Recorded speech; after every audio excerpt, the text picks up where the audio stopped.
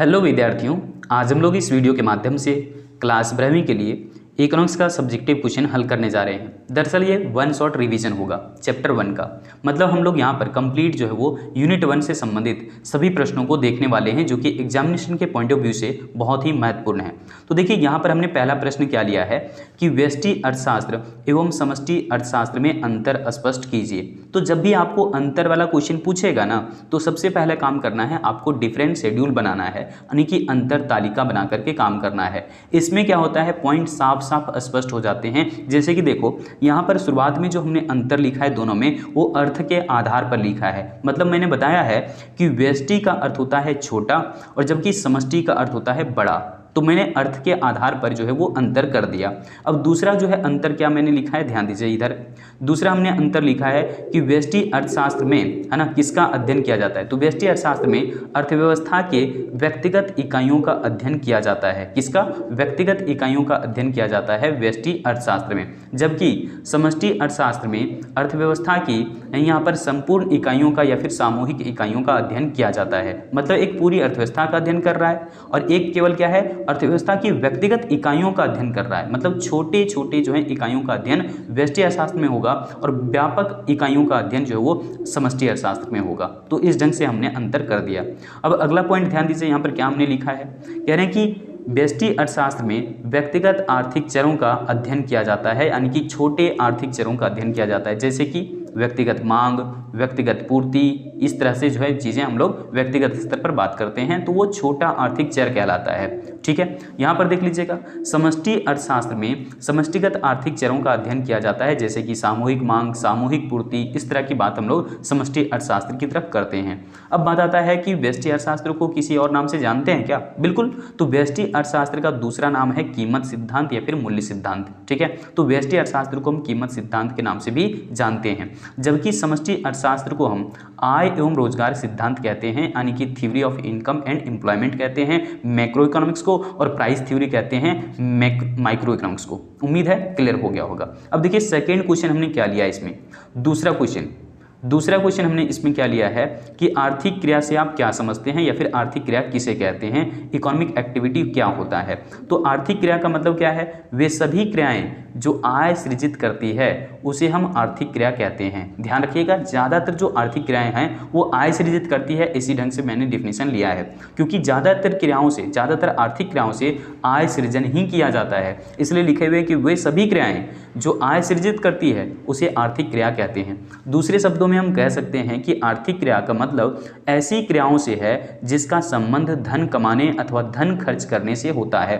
उदाहरण के लिए ले लीजिए, उत्पादन करना, है ना, उपभोग करना, विनिमय करना, वितरण करना, निवेश करना, बचत करना, ये सभी क्रियाएं क्या होती है, आर्थिक क्रियाएं होती है। ध्यान रखिएगा, क्योंकि अर्थ का मतलब होता है धन, तो धन से संबंधित क्रियाएं आर्थिक क्रियाएं। ठीक है, यहाँ पर देखो अगला जो है हमारा क्वेश्चन क्या है कि आर्थिक एजेंट किसे कहते हैं। बहुत इंपॉर्टेंट क्वेश्चन है, उदाहरण दीजिए। आर्थिक एजेंट का मतलब अंग्रेजी में कहते हैं इकोनॉमिक एजेंट। मतलब कि यहाँ पर जो आर्थिक निर्णय लेता है ना, उसी को हम आर्थिक एजेंट कहते हैं। मतलब कि आर्थिक एजेंट से हमारा तात्पर्य उन सभी व्यक्तियों और उन सभी संस्थाओं से है जो आर्थिक निर्णय लेते हैं। ठीक है, जैसे आप भी एक आर्थिक निर्णय लेते होंगे। जब भी आपको पापा पैसे देते होंगे तो आप सोचते होंगे कि कहाँ पर कितना पैसा खर्च करें, कितना बचा के रखें, कल जो है चूंकि काम भी आ जाएगा इसी पैसे से। तो इस ढंग से आप आर्थिक निर्णय लेते हैं कि पैसे को अभी कितना खर्च करें, बाद में कितना खर्च करें, बचा के कितना रखें, कहाँ पर कितना इन्वेस्टमेंट करें। तो इसका मतलब आप भी एक आर्थिक एजेंट हैं।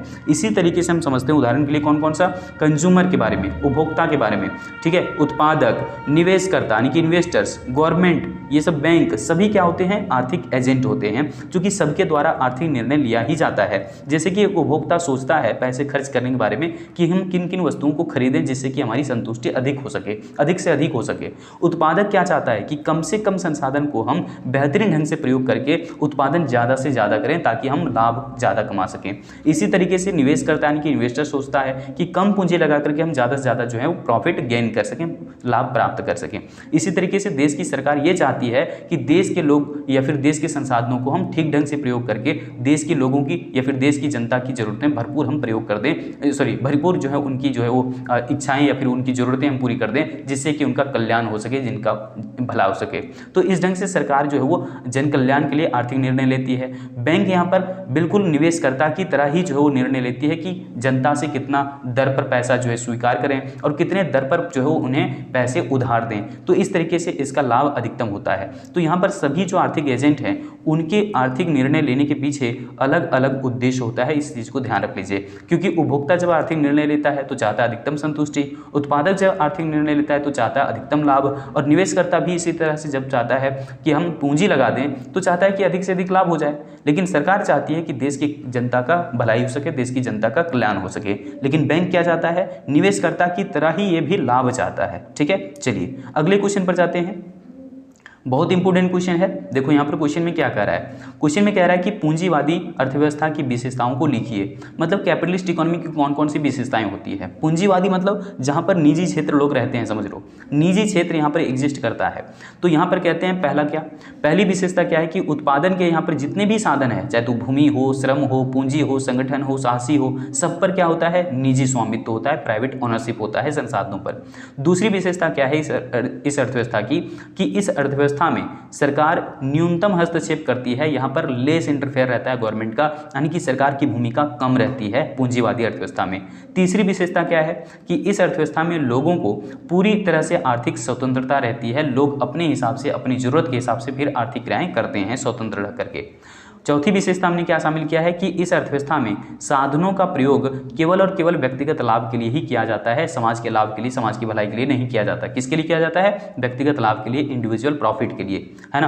पांचवी विशेषता क्या है हमने यहाँ पर शामिल किया है, ध्यान दीजिएगा। कुछ पॉइंट्स हमने यहाँ पर एक्स्ट्रा लिखे हैं ताकि एक दो पॉइंट आप भूल भी जाएं तो भी आपको जो है वो दिक्कत ना हो एग्जामिनेशन में। हम लोग कहते हैं ना, काश अगर दो दिल होते सीने में, एक टूट भी जाता तो तकलीफ ना होती जीने में। इसी तरीके से कुछ पॉइंट आप एक्स्ट्रा लेकर के चलिएगा तो क्या होगा, आपको तकलीफ नहीं होगा एग्जामिनेशन में। तो यहाँ पर देखो, यहाँ पर क्या है, पांचवा पॉइंट हमने क्या लिखा है कि पूंजीवादी अर्थव्यवस्था में उत्पादित वस्तुओं को लोगों के बीच, यानी कि पूंजीवादी देश में जो भी वस्तु बना है उसका वितरण लोगों के ना क्रय क्षमता के आधार पर किया जाता है, कि कौन हमारी वस्तु खरीदने के लिए तैयार है, उसी के बीच में वो सामान का वितरण किया जाएगा। इसलिए पूंजीवादी अर्थव्यवस्था को हम बाजार अर्थव्यवस्था के नाम से भी जानते हैं, क्योंकि बाजार में क्या होता है, बिना पैसा का सामान नहीं मिलता। बिना पैसे का सामान कहाँ नहीं मिलता, बाजार में। तो बाजार की तरह ही तो बिहेव कर रहा है पूंजीवादी अर्थव्यवस्था। तो इसीलिए पूंजीवादी अर्थव्यवस्था का दूसरा नाम है बाजार अर्थव्यवस्था, क्योंकि यहाँ पर क्रय क्षमता के आधार पर वस्तु और सेवा मिलते हैं। आपकी जरूरत के आधार पर नहीं होगा, आपके पास पहनने के लिए कपड़े हैं या नहीं हैं यहाँ पर नहीं मिलने वाला है। ये पूंजीवादी देश है, यहाँ पर आपको पैसे खर्च करने ही पड़ेंगे, आपके पास पैसे हैं तभी सामान मिलेगा। तो ऐसी जो विचारधारा होती है ये पूंजीवादी अर्थव्यवस्था के भीतर होता है। अब देख लीजिए, कुछ हमने यहाँ पर उदाहरण भी लिया हुआ है कि America, France, Australia, Britain, Canada, ये सब क्या हैं, पूंजीवादी अर्थव्यवस्था के उदाहरण हैं। ठीक है, चलिए अगले क्वेश्चन पर जाते हैं हम। देखो अगला क्वेश्चन हमने क्या लिया है इसी चैप्टर से, बंद अर्थव्यवस्था किसे कहते हैं, मतलब क्लोज्ड इकोनॉमी क्या है। तो हम लोग जानते हैं कि बंद अर्थव्यवस्था का मतलब है जहां दो देशों के बीच में आयात निर्यात बंद हो जाए, मतलब कि एक्सपोर्ट इंपोर्ट बंद हो गया दो देशों के बीच में, तो बंद अर्थव्यवस्था है। अर्थात जब कह सकते हैं कि दो या दो से अधिक देशों के बीच आयात निर्यात ना होने का मतलब है कि वो अर्थव्यवस्था बंद है। यानी कि वर्तमान समय में देखा जाए तो लगभग सभी अर्थव्यवस्थाएं जो है क्या बंद अर्थव्यवस्था है, नहीं, बिल्कुल भी नहीं, क्योंकि सभी अर्थव्यवस्थाएं जो है खुली अर्थव्यवस्था बन चुकी हैं। आज के टाइम में देखेंगे तो बंद अर्थव्यवस्था केवल और केवल वर्तमान समय में सिर्फ एक काल्पनिक धारणा बन करके रह गई है, सिर्फ एक इमेजिनरी कंसेप्ट है। महसूस कीजिए, इमेजिन कीजिए बंद अर्थव्यवस्था, लेकिन ये वास्तविक में दिखेगा नहीं आज के टाइम में, क्योंकि हर एक देशों की जो ज़रूरतें हैं वो कुछ ना कुछ एक्स्ट्रा ऐसी हैं जो कि उनके देश में खुद नहीं बनता, तो वो दूसरे देश से जो एक्सपोर्ट इंपोर्ट तो करेंगे ही इस मामले में। तो इसलिए आज के टाइम में बंद अर्थव्यवस्था क्या है, केवल एक काल्पनिक धारणा बन के रह गई है, केवल एक इमेजिनरी कंसेप्ट बन के रह गया है। वास्तव में अभी सारी अर्थव्यवस्थाएं क्या है, खुली अर्थव्यवस्था हो गई हैं। ठीक है, चलिए आगे बढ़ते हैं। यहाँ पर ध्यान दीजिएगा, जब दो देशों के बीच में आयात निर्यात होता है तो हम लोग क्या समझते हैं यहाँ पर कि x माइनस एम, एक्स का मतलब है एक्सपोर्ट वैल्यू और m का मतलब है इंपोर्ट वैल्यू, क्योंकि इंपोर्ट करने से हमारे देश का पैसा बाहर चला जाता है इसलिए इसको नेगेटिव में लिखा गया है, लेकिन एक्सपोर्ट करने से अपने देश में पैसा आता है इसलिए पॉजिटिव में लिखा गया है। तो ये है एक्सपोर्ट यानी कि निर्यात, और ये क्या है, आयात। तो आयात निर्यात क्या हो जाता है, शून्य। तो हम लोग समझते हैं शुद्ध निर्यात क्या है, शून्य। कब, बंद अर्थव्यवस्था की स्थिति में। क्लियर है, चलिए यहां पर देखो अब क्या करें, आयात निर्यात क्या है। तो देखो यहाँ पर थोड़ा सा ध्यान देना, कोई देश जब विश्व के अन्य देशों से वस्तुएं खरीदता है, कोई देश जब दूसरे अन्य देश से वस्तु खरीद रहा है, जैसे आप भारत के हैं, भारतीय हैं और आप चाइनीज़ प्रोडक्ट खरीद लेते हैं, तो क्या हुआ, वो आयात हुआ। क्या हुआ, आयात हुआ, यानी कि इम्पोर्ट हुआ। ठीक है, लेकिन जब हम, है ना, जब कोई देश अपनी घरेलू वस्तु विश्व के अन्य देशों में बेचते हैं तो उसे निर्यात कहते हैं। मतलब हम अपना सामान, भारतीय सामान हमने क्या किया, चाइना में बेचा, तो इसका मतलब हमने एक्सपोर्ट किया, हमने निर्यात किया। लेकिन चाइना का सामान खरीदा तो क्या हुआ, आयात हुआ। ठीक है, चलिए यहाँ पर जाते हैं अगले क्वेश्चन पर। अब अगला क्वेश्चन क्या कह रहा है, अगला क्वेश्चन कह रहा है कि आर्थिक समस्या किसे कहते हैं। लो भाई, बहुत VVI क्वेश्चन है ये। आर्थिक समस्या किसे कहते हैं, यह कैसे और क्यों उत्पन्न होता है। तो हम लोग जानते हैं अर्थशास्त्र में जहाँ पर भी चुनाव की समस्या आ जाती है वही तो है आर्थिक समस्या। लेकिन ये तो सिर्फ हो गया समझने के हिसाब से, आपको थोड़ा सा डिटेल करना होगा, है ना। अर्थशास्त्र में चुनाव की समस्या को हम आर्थिक समस्या कहते हैं, यानी कि हम जानते हैं कि मनुष्य की इच्छाएं और आवश्यकताएं क्या हैं, असीमित हैं, अनलिमिटेड हैं। लेकिन कह रहे हैं कि उन इच्छाओं और आवश्यकताओं को पूरा करने के लिए साधन सीमित हैं, साधन लिमिटेड हैं, तथा क्या उन साधनों का वैकल्पिक प्रयोग भी हो सकता है, अल्टरनेटिव यूज भी हो सकता है। जैसे पानी का वैकल्पिक प्रयोग है, पीने के लिए भी प्रयोग में ला सकते हैं, कपड़े धोने के लिए भी ला सकते हैं प्रयोग में उसे, ठीक है, या फिर खाना बनाने के लिए भी प्रयोग में लाया जाता है। तो इस तरीके से पानी का क्या है, वैकल्पिक प्रयोग है। एक तो है वो लिमिटेड अमाउंट में, और दूसरा क्या है, वैकल्पिक प्रयोग है। और तीसरी तरफ हमारी ज़रूरतें असीमित हैं, अनलिमिटेड है, तो इन सब में बैलेंस नहीं बन पा रहा है। तो ऐसी स्थिति में हमें क्या करना पड़ता है, ऐसी स्थिति में व्यक्ति के पास चुनाव की समस्या आ जाती है, और चुनाव की उसी समस्या को हम कहते हैं अर्थशास्त्र में क्या, आर्थिक समस्या। समझ में आ गया होगा कि साधन सीमित हैं, आवश्यकताएं अनंत हैं, और साधनों का वैकल्पिक प्रयोग है, जिसके कारण मनुष्य के पास चुनाव की समस्या उत्पन्न होती है, और चुनाव की इसी समस्या को हम आर्थिक समस्या कहते हैं।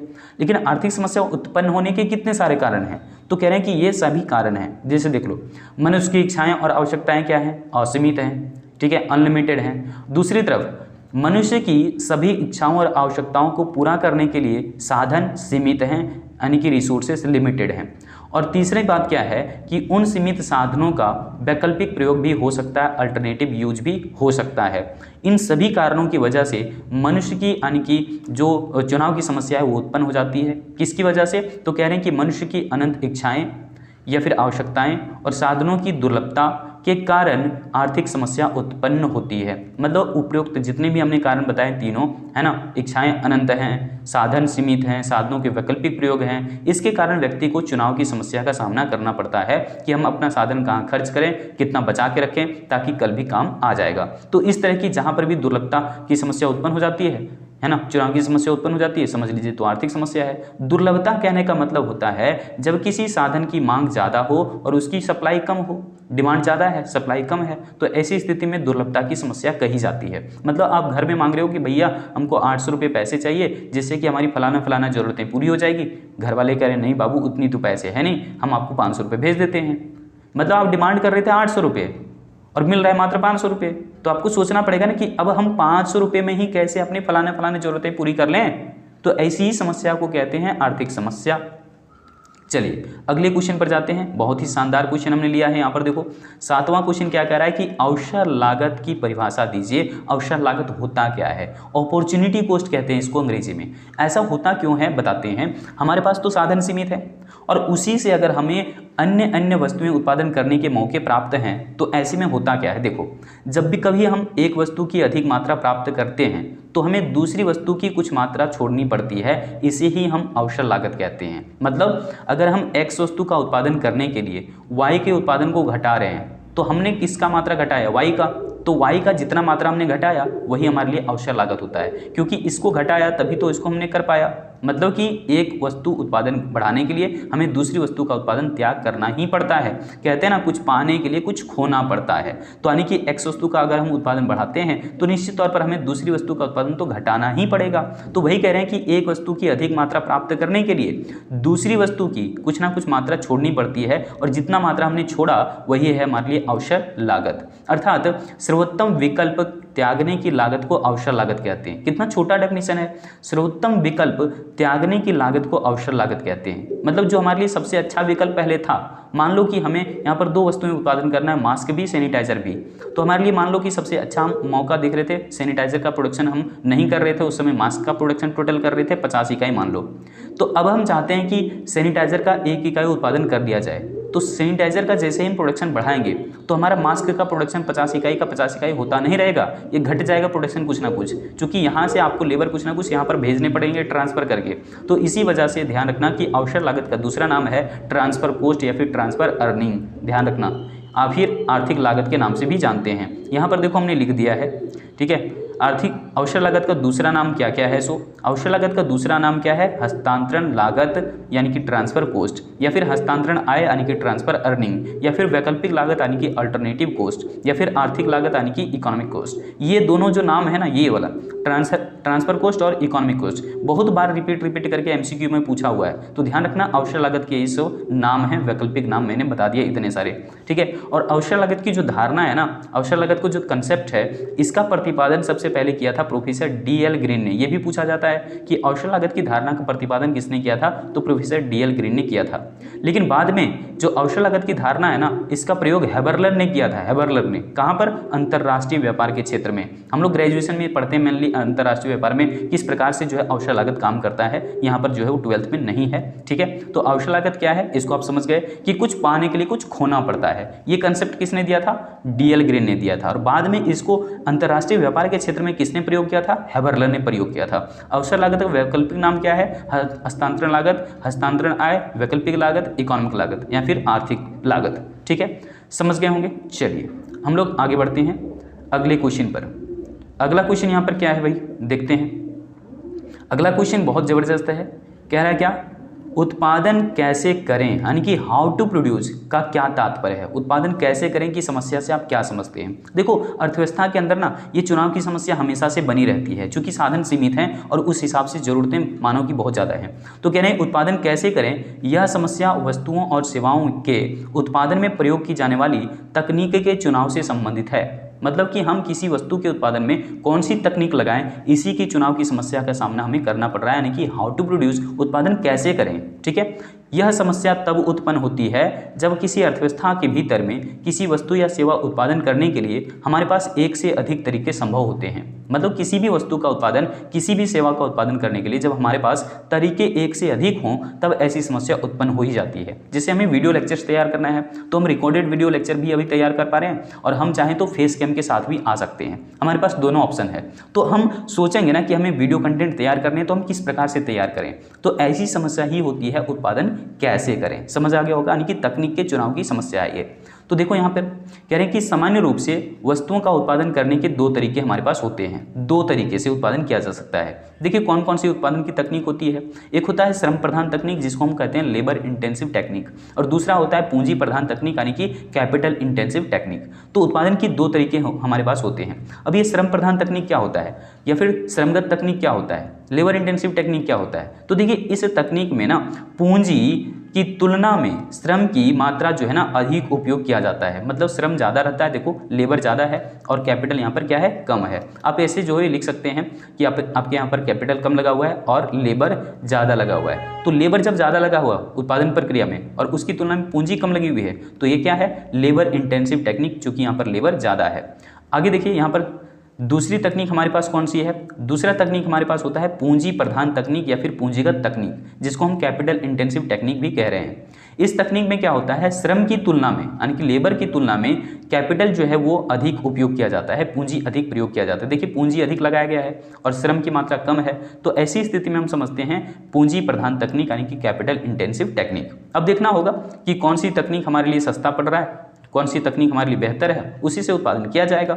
यहाँ पर हमने एक पॉइंट नोट करके लिखा है, ध्यान दीजिएगा, ये सारा समाधान कर देगा आपका, इस सवाल की जिज्ञासा ही खत्म कर देगा। देखो क्या है सो, कह रहे हैं कि किसी अर्थव्यवस्था में उत्पादन के लिए कौन सी तकनीक अपनाई जाएगी, यह वस्तुओं और सेवाओं की किस्म पहली चीज़, और उसकी मात्रा पर निर्भर करती है। मतलब किस्म पर भी डिपेंड करेगा कि हम कौन सी वस्तु उत्पादन कर रहे हैं, और उसकी मात्रा कितनी है। अगर मात्रा कम है तो हो सकता है लेबर इंटेंसिव टेक्निक यूज कर लें, या फिर हो सकता है कैपिटल इंटेंसिव टेक्निक। ये डिपेंड करेगा कि कौन सी वस्तु है और उसका मात्रा कितना है।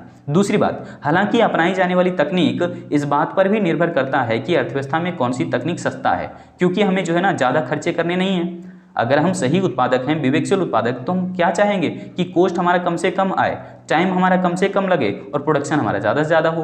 तो यही चीज़ यहाँ पर देखना है। तो तकनीक ऐसे ही जो है आपको छांटने होंगे कि कौन सी तकनीक हम लगाएं जिससे कि हमारा तकनीक सस्ता भी पड़े और उत्पादन हमारा ज़्यादा भी हो, और साथ साथ में क्या, उत्पादन की मात्रा भी हम एक्सेस प्रोड्यूस ना कर दें, जिससे कि बेकार ना पड़ा रह जाए सारा साधन, है ना।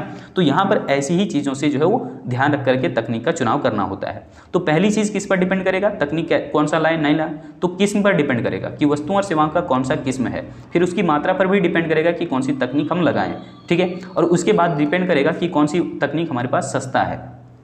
किसी किसी देश में लेबर खूब होते हैं तो लेबर इंटेंसिव टेक्निक लगा लीजिए, चूंकि लेबर आपको सस्ते में मिल जाएंगे। जैसे भारत के अंदर में श्रम प्रधान तकनीक लगाया जा सकता है, क्योंकि भारत में बेरोजगारी तो खूब ज़्यादा है ये, लेकिन यहाँ पर हम लोग क्या करते हैं, धड़ल्ले से मशीनों का खूब ज़्यादा प्रयोग करते चले जाते हैं। यही तो हमारे लिए घटिया किस्म की जो है स्थितियाँ बन जाती है फिर। तो इसलिए हमें यहाँ पर देखना होगा तकनीक के चुनाव करते समय कि कौन सी किस्म का तकनीक हम, कौन सी वस्तु का उत्पादन कर रहे हैं, कौन सी किस्म है, उसकी मात्रा कितनी है, और कौन सा तकनीक हमारे लिए सस्ता पड़ रहा है और किसकी उपलब्धता ज़्यादा है। जैसे कि हमारे यहाँ पर लेबर इंटेंसिव टेक्निक यूज किया जा सकता है, क्योंकि हमारे यहाँ पर लेबर ज़्यादा है और कई सारे लोग तो बेरोजगार घूम रहे हैं, ठीक है। तो यहाँ पर क्वेश्चन नंबर 9 अब देख लीजिए क्या कह रहा है। कह रहा है कि उत्पादन संभावना वक्र से आप क्या समझते हैं। मतलब ये आपका जो है वो डेफिनेशन पूछ सकता है, एजम्पशंस पूछ सकता है यहाँ से। तो हमने यहाँ पर डेफिनेशन ही शामिल किया हुआ है, ध्यान दीजिएगा क्या है क्वेश्चन क्या कह रहा है। कह रहा है क्या, उत्पादन संभावना वक्र एक ऐसा वक्र है। उत्पादन संभावना वक्र क्या है, देखो उत्पादन की संभावना को बताएगा, एक देश के भीतर की देश में कितना ज़्यादा उत्पादन हो सकता है, मैक्सिमम से मैक्सिमम, यानी कि औकात बताएगा एक देश के अंदर में कि असलियत औकात कितनी ज़्यादा है। तो उत्पादन संभावना वक्र एक ऐसा वक्र है जो दो वस्तुओं के, कितनी वस्तुओं के, दो वस्तुओं के उत्पादन संभावनाओं एवं संयोगों को दिखलाता है, जिसे दी गई तकनीक और संसाधनों द्वारा उत्पादित किया जा सकता है। मतलब यहाँ पर मान लिया गया है कि अर्थव्यवस्था में केवल दो ही वस्तुओं का उत्पादन हो रहा है। यहाँ पर यह भी मान लिया गया है कि तकनीक दी गई है, उसमें कोई परिवर्तन नहीं होगा। यहाँ पर यह भी मान लिया गया है कि संसाधन भी दिए हुए हैं, उसमें भी कोई परिवर्तन नहीं होगा, और संसाधन का कुशलतम ढंग से प्रयोग करके देश के अंदर में दो वस्तुओं का अधिकतम उत्पादन कितना हो सकता है, इसी चीज की संभावना बताता है उत्पादन संभावना वक्र। ध्यान रखिएगा, उत्पादन संभावना वक्र का जो ढाल होता है वो ऋणात्मक होता है, नेगेटिव स्लोप वाला होता है, और ये बाएं से दाएं गिरते हुए होता है, ठीक है। उम्मीद है कि इस वीडियो के अंदर में बताए गए कंटेंट को आप बेहतरीन तरीके से समझ पाए हैं। कोई भी कंटेंट आपको अगर दिक्कत हुआ है तो वीडियो के कमेंट सेक्शन में जरूर बता देना, हम उस पर एक अलग से वीडियो लेक्चर जरूर तैयार कर देंगे। और हाँ, अगर उत्पादन संभावना वक्र के ऊपर में आपको डिटेल लेक्चर चाहिए तो इस वीडियो के अंदर में डिस्क्रिप्शन बॉक्स में आपको एक लिंक मिल जाएगा उत्पादन संभावना वक्र के लिए, वहाँ पर जाइए, क्लिक कीजिए और कंप्लीट आप जो है वो PPC के ऊपर में लेक्चर बना हुआ है, जाकर के देखिए दबा करके। जय हिंद, मिलते हैं हम अगली वीडियो अपडेट के साथ।